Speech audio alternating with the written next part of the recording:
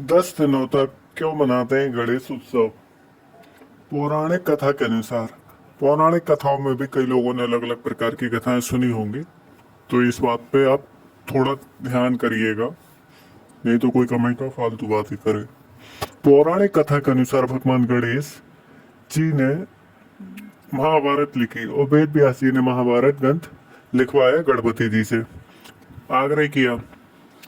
वेद व्यास जी के कहने पर भगवान गणेश जी ने बिना रुके 10 दिन तक महाभारत ग्रंथ लिखा।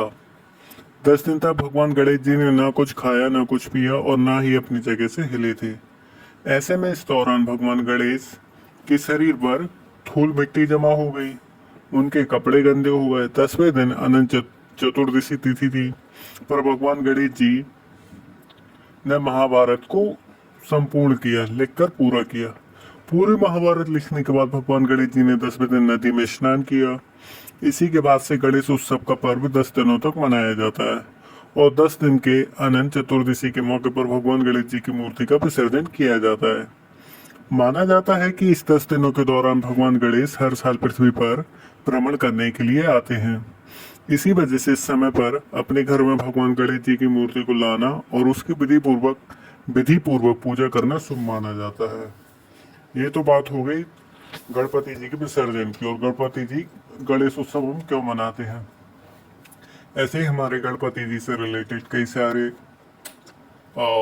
सारे सवाल जवाब रहते हैं लोगों के। तो जो बच्चे पढ़ाई में कमजोर हैं, ज्योतिष विद्या और आपके बच्चों के भविष्य के लिए ये बात बोल रहा हूँ, अगर आप हिंदू में और इस वीडियो से रिलेट करेंगे, तो जो भी बच्चे कमजोर हैं, पढ़ाई में कमजोर हैं, तो भाई गणपति जी को 2 अगरबत्ती लगाएं, दूबा चढ़ाएं, लड्डू चढ़ाएं। छोटे बच्चे गणपति जी से दोस्ती बनाएं, क्योंकि भगवान गणेश ही छोटे बच्चों के बहुत जल्दी दोस्त बनते हैं। छोटे बच्चों के नहीं, वह सबके बहुत जल्दी दोस्त बनते हैं।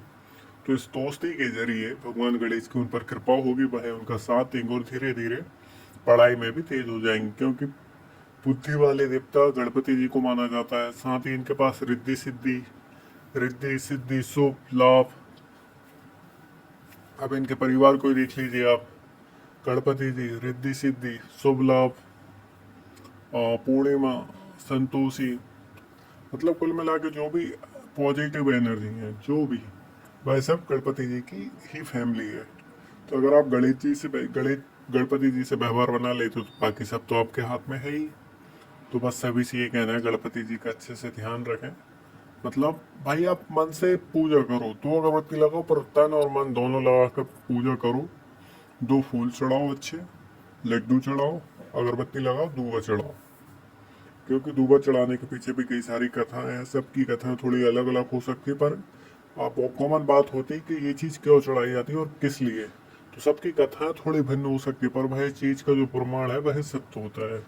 और आज के ज़माने में भी कई सारे व्यक्ति को भगवान गणपति जी भी दर्शन दे सकते हैं। हर भगवान दर्शन दे सकते हैं, बस आप उतने पवित्र आप उतने पवित्र हो, आप उस प्रकार से सेवा करो, आप अपनी फैमिली को सपोर्ट करो। अगर आपके पास कोई साधन नहीं है, कुछ नहीं है, फिर भी आपकी मदद हो रही, तो वह भगवान की कृपा ही कहलाती है। और भगवान आपको साक्षात दर्शन दे दे, तो आपके अंदर इतना सामर्थ्य नहीं होता कि आप भगवान के दर्शन कर सको। तो इसलिए आपके मन में ये सारे थॉट आते कि भगवान है नहीं है, अभी भी भगवान है।